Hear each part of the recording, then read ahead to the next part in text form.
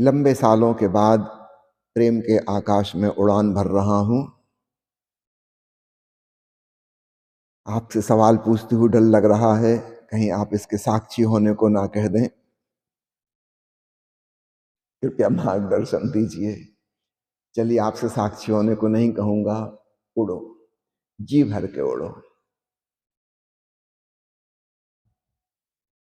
प्रेम के आकाश में उड़ने का अनुभव जैसे पर लग गए हों, निर्भर हो गए, तन और मन के पार निकल जाते हैं प्रेम की भावना में। निश्चित रूप से बड़ा प्रीतिकर अनुभव है। जी भर के उड़ो। हाँ, एक बात जरूर है, उड़ने के बाद भड़ाम से गिरोगे भी, फ्रैक्चर भी होंगे, हड्डियां पसलियां टूटेंगी, लेकिन वो जो एक झलक मिल गई है उड़ने की, वह झलक तुम्हारा आकर्षण बनेगी और वह काम आएगी फिर अध्यात्म के आकाश में उड़ने के लिए। धन्य भागी हैं वे लोग जिन्हें प्रेम की उड़ान का अनुभव होता है। निश्चित रूप से वो उड़ान तो थोड़ी देर में खत्म हो जाएगी, लेकिन वह अनुभव तुम्हें पुकारेगा। धीरे धीरे धीरे यह समझ में आती है कि व्यक्ति के साथ जो प्रेम है वह तो थोड़ी देर को ही हो सकता है। महीने 2 महीने चल गया बहुत।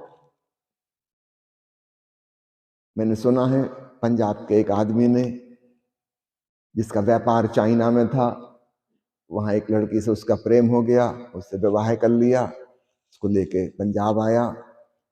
15 दिन बाद उसकी पत्नी किसी बीमारी से मर गई। दोस्त यार आए समझाने बुझाने के लिए। उसका एक दोस्त उससे कह रहा था, फिक्र न करे यार, चाइनीज माल है, जितना चल गया उतना ही बहुत है।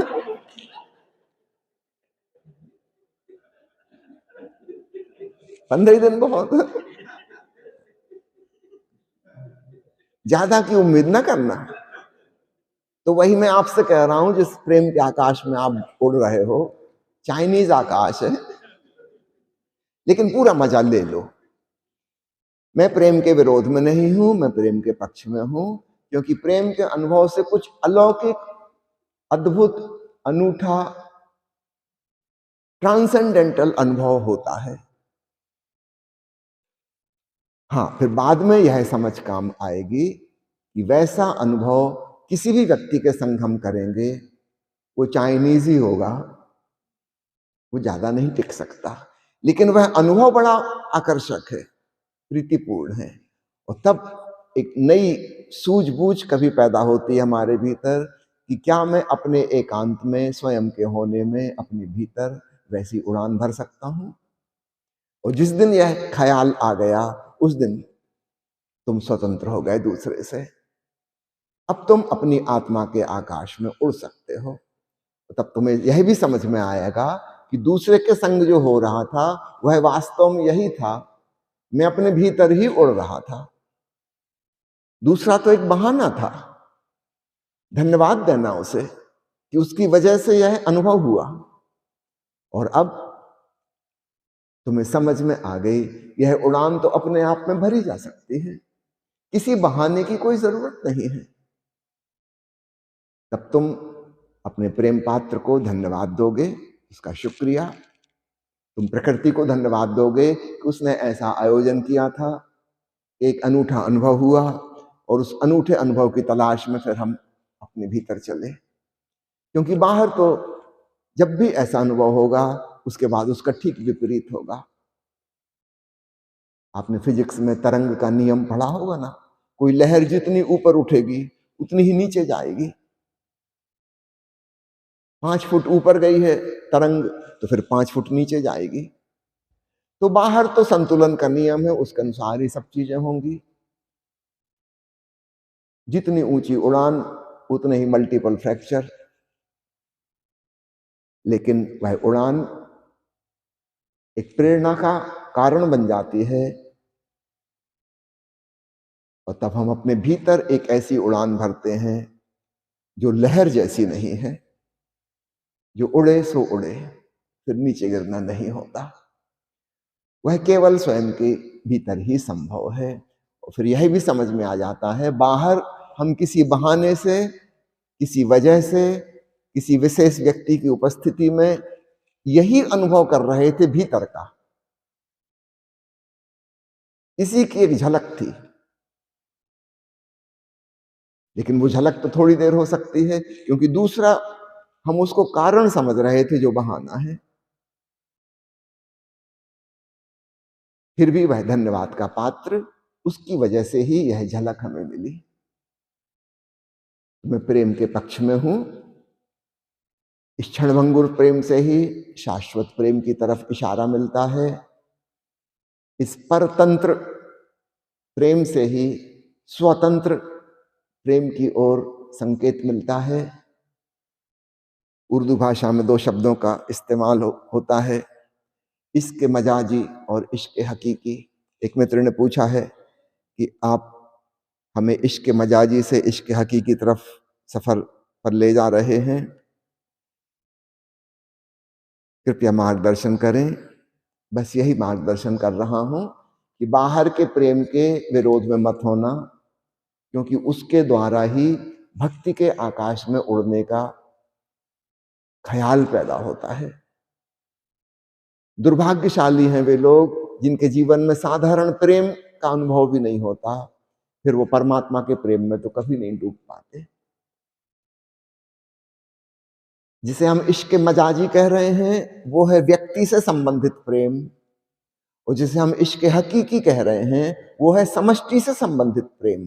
वो प्रेम का ही बहुत बड़ा रूप है, विपरीत नहीं है, उसका विराट रूप है। फिर से दोहरा दूं, इश्क हकीकी इश्क मजाजी का विपरीत नहीं है, उसका दुश्मन नहीं है, उसी का फैला हुआ बड़ा रूप है। जब एक व्यक्ति के प्रेम में पढ़कर इतना आनंद आया, तो सारे अस्तित्व के प्रेम में पढ़कर कितना महा आनंद ना आएगा।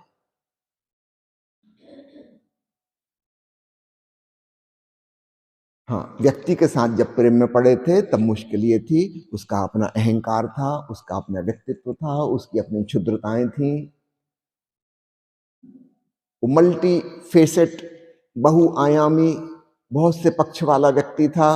उसके 1-2 पक्ष हमें बहुत अच्छे लगे थे, उनसे प्रेम उमग गया था, लेकिन उसके जिंदगी के अनेक पहलू थे, उनमें से बहुत सारे पहलू हमें पसंद नहीं थे और उनकी वजह से प्रेम टूट गया। और ठीक ऐसा ही आपके संग हुआ। वह व्यक्ति जब आपके प्रेम में पड़ा तो आपके 1-2-3 पक्ष उसको बहुत अच्छे लगे थे, उनके प्रति लगाव उत्पन्न हुआ था। लेकिन आप सिर्फ वो 2-3 पक्ष में ही नहीं है, आपके और 25 पक्ष हैं। जब आप क्लोज कांटेक्ट में आए तो वो वाले पक्ष उजागर हुए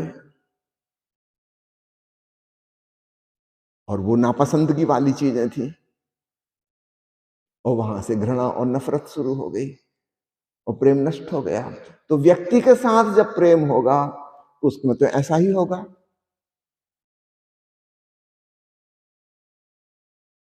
आप जब कभी कभार किसी से मिलते हैं, आप अपना बहुत अच्छा रूप उसके सामने पेश करते हैं। This is not your total reality. ये आपके व्यक्तित्व का एक छोटा सा हिस्सा है, इसके पीछे और बहुत बड़ा हिस्सा है। जब वह हिस्सा प्रकट होगा, दोस्ती दुश्मनी में बदल जाएगी। तो दोनों तरफ से वैसे ही होगा। जिन चीजों की वजह से आकर्षित हुए थे, धीरे धीरे वो चीजें गौण हो जाएंगी और दूसरी चीजें प्रमुख हो जाएंगी जिनसे विकर्षण हो रहा है, घृणा पैदा हो रही है। इसलिए व्यक्ति के साथ जो प्रेम है वह तो ज्यादा नहीं चलेगा, इसमें किसी का दोष नहीं है, ऐसा नियम है, ऐसा ही होगा। आपको मेरी बात बुरी लगेगी, आप ऊपर आकाश मोड़ रहे हो, आप सोच रहे हो कि सदा सदा उड़ान भरते रहोगे। नहीं, ऐसा नहीं हो सकता। जीवन एक नियम से चलता है। लेकिन मैं आगे की बात आपको बता दे रहा हूं निराश होने की कोई बात नहीं। एक और आकाश है, आत्मा का आकाश, चैतन्य का आकाश। वहां पर बहुत उड़ान भरी जा सकती है जो अंतहीन है। ओशो की एक किताब का शीर्षक है उड़ियो पंख पसार।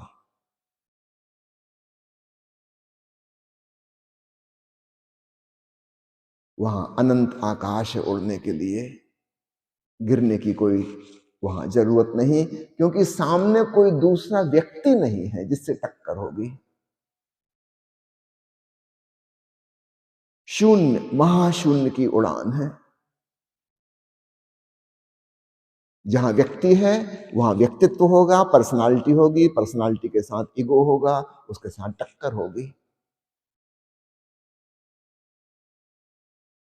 और इसलिए समष्टि के प्रति प्रेम, परमात्मा के प्रति प्रेम अनंत हो सकता है, क्योंकि परमात्मा व्यक्ति नहीं है।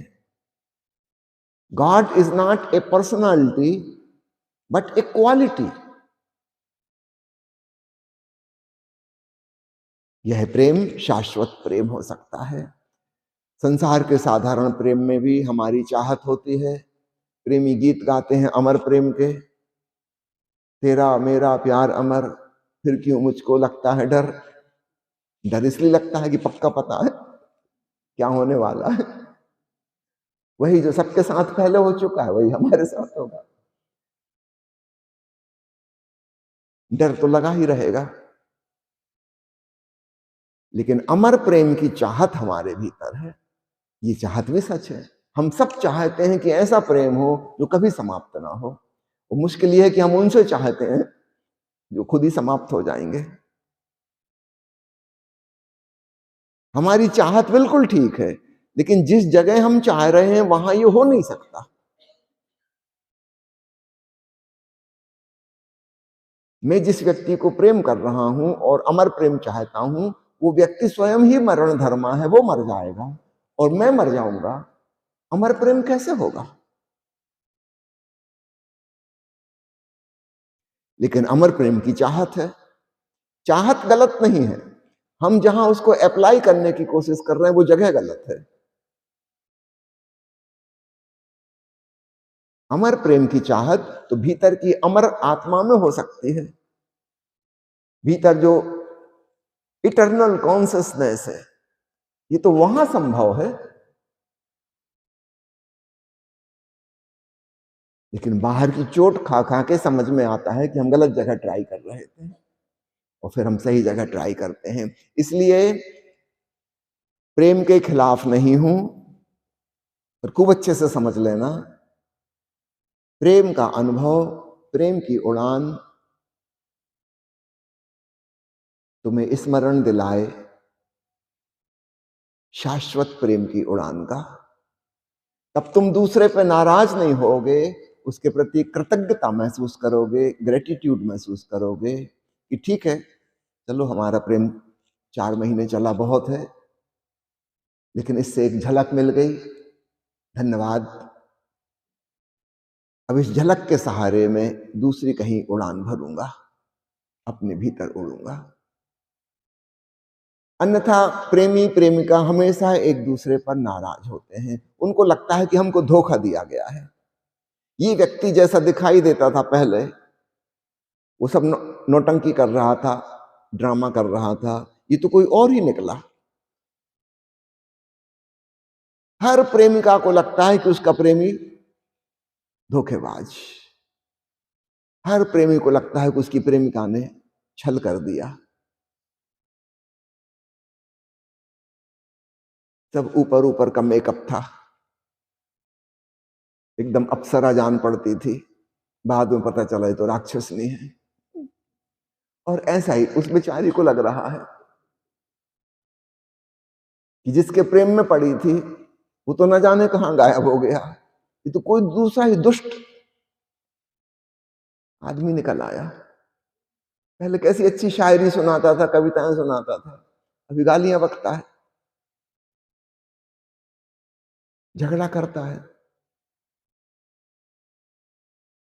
वो ऊपर ऊपर का दिखावा अलग था। मैंने सुना है एक युवक का विवाह हुआ, बहुत सुंदर उसकी पत्नी। सुहाग रात के बाद सुबह जब वो हाथ मुंह धो के आई, वो देख के हैरान हो गया, पहचान ही नहीं पाया कि वही औरत है। उसने पूछा कि तुमने मेकअप कहां से करवाया था? उसकी पत्नी ने खुश होकर बताया कि फला फला ब्यूटी पार्लर।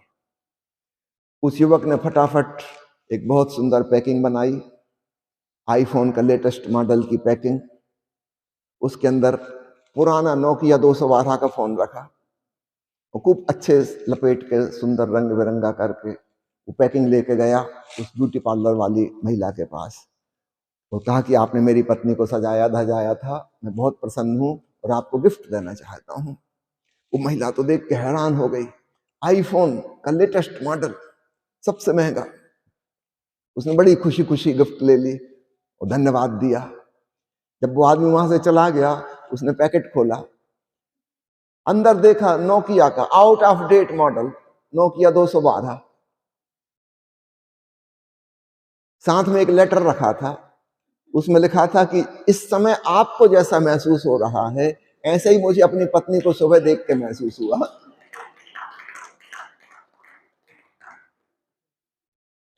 बाहर के जगत में तो ऐसा ही है,